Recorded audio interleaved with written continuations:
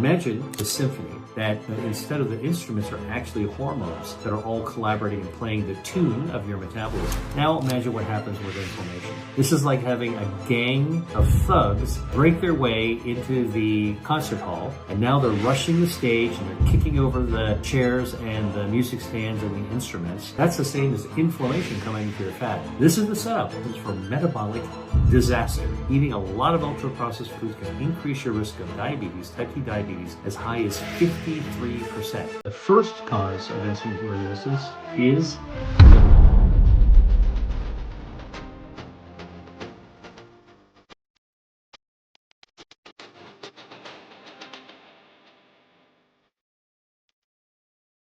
First, we're going to talk about what is insulin resistance. All right, what is it? Insulin resistance is a condition in which your body does not respond properly to the hormone insulin. Insulin is a hormone, a protein that's made by your pancreas. It's an organ in your belly. It's located on the left side of your body. Okay, and insulin has an incredibly important job for your metabolism.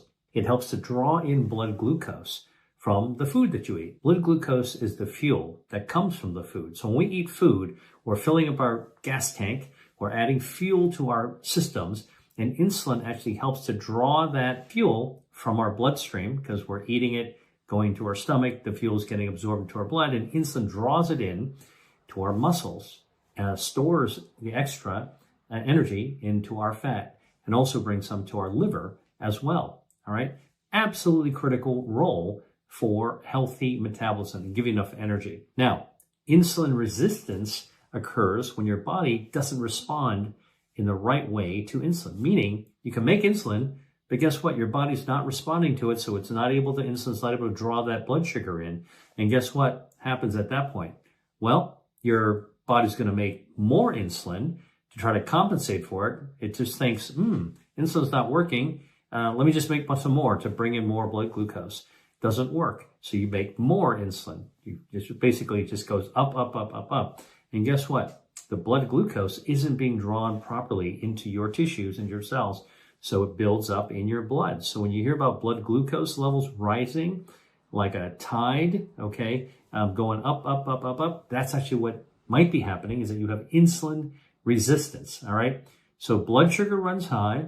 Insulin will also start to build up because your pancreas is making more, trying to actually get some glucose in, and you're not getting enough energy into your cells.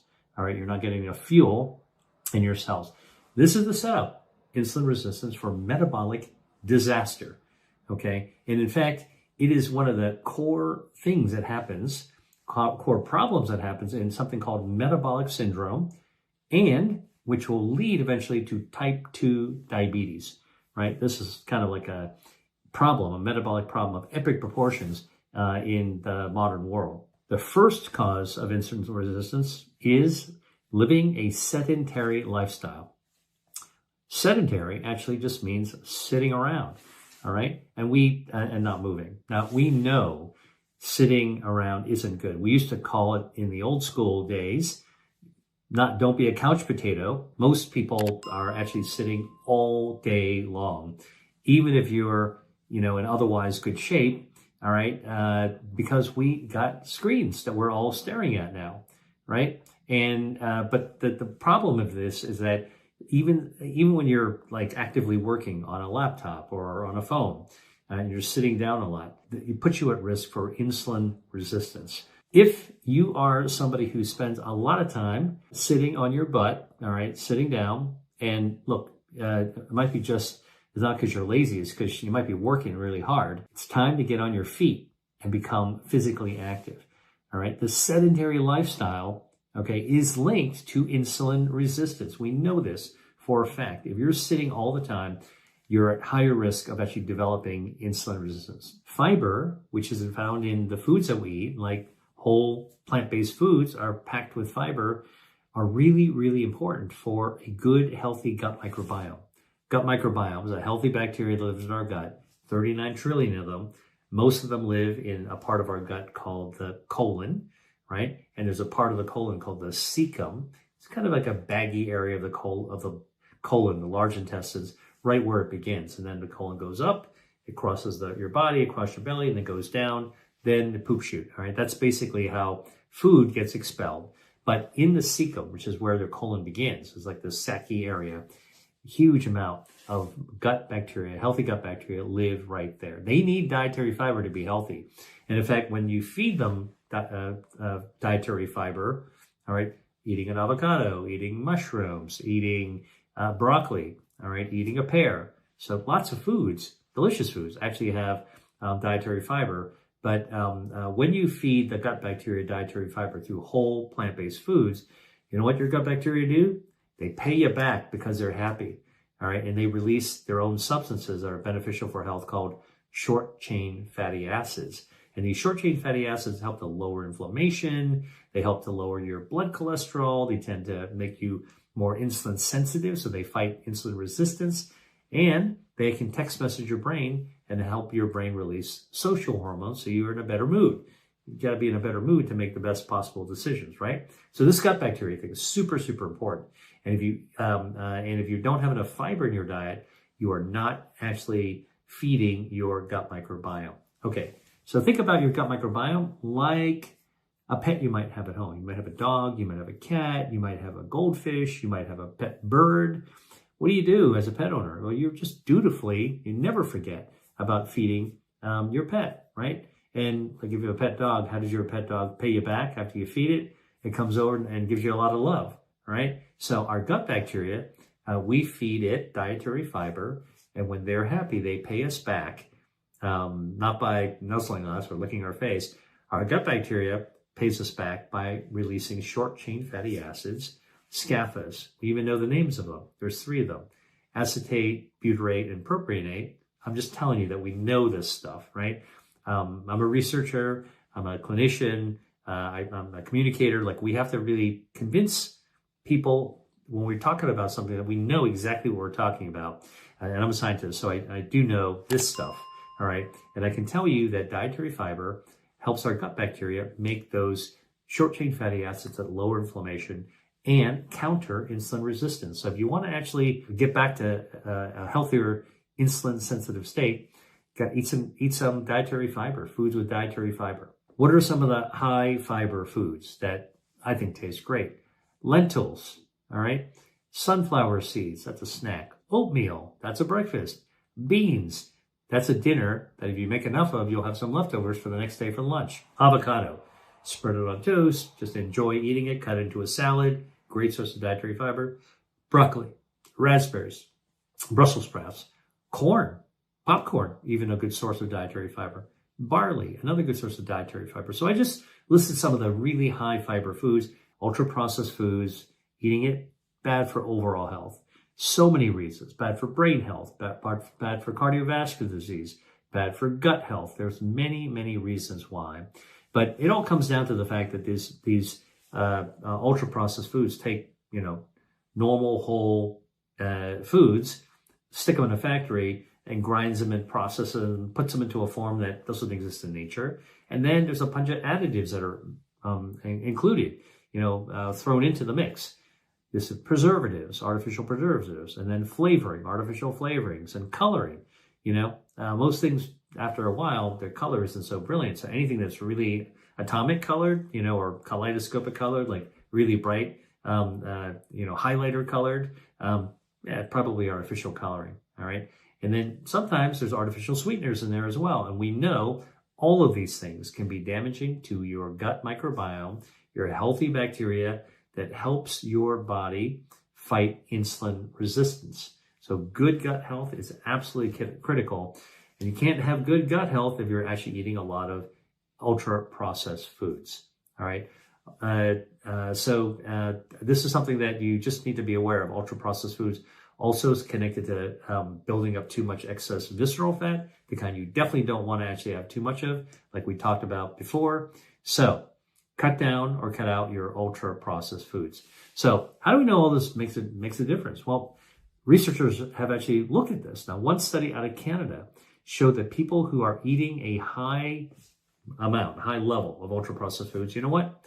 They had a 37% increased risk of developing type 2 diabetes. That goes hand in hand with insulin resistance. And another study from the United Kingdom showed that for every 10% increase that you eat junk food, ultra-processed food, there was a 12% increase in developing the risk of developing diabetes. All right. For every 10% more ultra-processed food you eat, you have a 12% increase in developing type 2 diabetes. And there's another study from Spain that basically looked at the high consumption of ultra-processed foods and found in this particular study that eating a lot of ultra-processed foods can increase your risk of diabetes, type 2 diabetes, as high as 53% compared to people who are not eating a lot of ultra-processed junk food. So the data is very, very convincing about this ultra-processed food things. Your body contains two major types of fat. There's white fat and there's brown fat. Now, white fat and brown fat are both good types of fats. Brown fats is always good. All right. I'm going to tell you why. But white fat actually, gives your body sculpture. It shapes your body. It's a cushion, keeps you warm. That white fat also produces adiponectin and those other hormones, really, really important, and helps to regulate your appetite. So here's what it is. White fat is good fat normally until you have too much of it. Now, remember I told you that expanding waist size is one of the signs of metabolic syndrome, all right, pre-diabetes, all right, and that's usually accompanying insulin problems in insulin sensitivity, all right, insulin resistance. And by the way, how does this happen? Well, you're stretching out the tube. There's more fat becomes inflamed when there's too much fat, visceral fat specifically, and then adiponectin gets derailed, and adiponectin works with insulin to be able to have that sensitivity so you can actually draw on blood glucose. So when you have too much excess visceral fat, one of the things you're going to suffer from is insulin resistance. All right. Now, that's white fat. Brown fat is different. It's not wiggly jiggly or lumpy bumpy like white fat is. In fact, brown fat is not even under the skin. It's actually close to the bone. It's around your neck. It sits on top of the muscles. It's a little bit under your breastbone. It's between your shoulder blades. And this brown fat is a very, very special type of fat because it can actually fire up like a space heater or like the top of your gas range in your kitchen on your stovetop. All right, it can fire up, generate heat. That's a process called thermogenesis. And by firing it up, it's got to get energy from someplace. So what does it do? It steals the energy from your excess white fat. So brown fat will burn down white fat when it's turned on. And you can turn it on in different ways with cold temperature, like that cold plunge thing. Those actually work. Brown fat actually also can be fired up by your gut microbiome. And there's all kinds of foods that can fire up your brown fat. When your brown fat is fired up, all right, think about that gas range. Click, click, click, whoosh, you get the flame. It's drawing the fuel someplace to maintain the flame. The flame in fat is called thermogenesis. Brown fat does it. And it draws the fuel from your visceral white fat. So brown fat is good fat to burn down white fat, which can be bad fat when there's too much of it. That is a key thing. So if you've got too much visceral fat that can be causing insulin resistance, well, then you want to trigger your brown fat to actually conduct thermogenesis. If you want to burn down more body fat, you can extend your period of intermittent fasting. What do I mean by that? I'm talking about extending the time you don't eat around bedtime. Now, when you're sleeping, you're not eating. And when you're not eating, that's called fasting. So every day we are intermittently fasting because we are intermittently falling asleep. Our metabolism evolved to be focused when we're during our eating window during the day to be able to focus on storing fuel, okay, from a selfish perspective. But when we're sleeping, our body flips and shifts gears, all right, from storing fat to burning fat. So when you're sleeping, your metabolism shifts gears, and now you're burning down your excess visceral white fat, burning down the fuel. That's right. You heard me correct. When you're sleeping, you're burning your fat. You're losing weight. All right. That's a really, really important concept. People just think, I'm not exercising. I'm not going to be losing any weight. I'm not burning any calories. When you're sleeping, your body's hardwired to actually be able to lose extra body fat. So that's a really, really good thing. Now, most people are sleeping, like I said, 7 to 8 hours, like 11 o'clock to 7 o'clock. If you want to extend your fasting time, you're going to burn down more harmful visceral fat. So how do you do that? Well, let's start with the night before, after dinner. When you put your dishes away, that's it. No more food for the rest of the night. That means no midnight snack, no late dessert, no munchies that you're taking with you. And what that does is that puts your body in the fasting mode sooner because you're not eating anything. You're going to go to bed at 11. But from 8 to 11, you're not eating anything. Pretty soon your body's going to figure out, oh, no more food's coming in. Let's shift gears. And now you're going to gain those extra hours between dinner and bedtime into fat burning mode. So that's one way of extending your fat burning period. That's one way of extending your intermittent fasting window period. The other thing you do when you get up in the morning on the other end of the equation, right? So you've been fasting after dinner, then you're fasting when you're sleeping, you're burning fat all the whole time, all right? And then when you get up in the morning, don't do what your mom told you to do, what my mom told me to do. Hurry up, get down to the kitchen, eat some breakfast, and get on the school bus so you're not late for school. And then you're going to need some energy in order to be able to learn, right? Well, we're adults. We don't need to follow that kind of a pattern. And in fact, when you get up in the morning, say you get up at 7 o'clock, all right? And if you actually take your time getting ready, brush your teeth, take a shower, get dressed, all right? And then rather than go straight to the kitchen table and start eating, go for a little walk, go outside, get some fresh air, go for some stretching. And now you will have extended your fasting window, which is when your body burns down body fat. And that math, which I added up to 12 hours, now you spent half of your life, your existence, okay, on a 24-hour cycle, burning down harmful extra visceral fat. Insulin resistance is clearly related to lifestyle factors, right?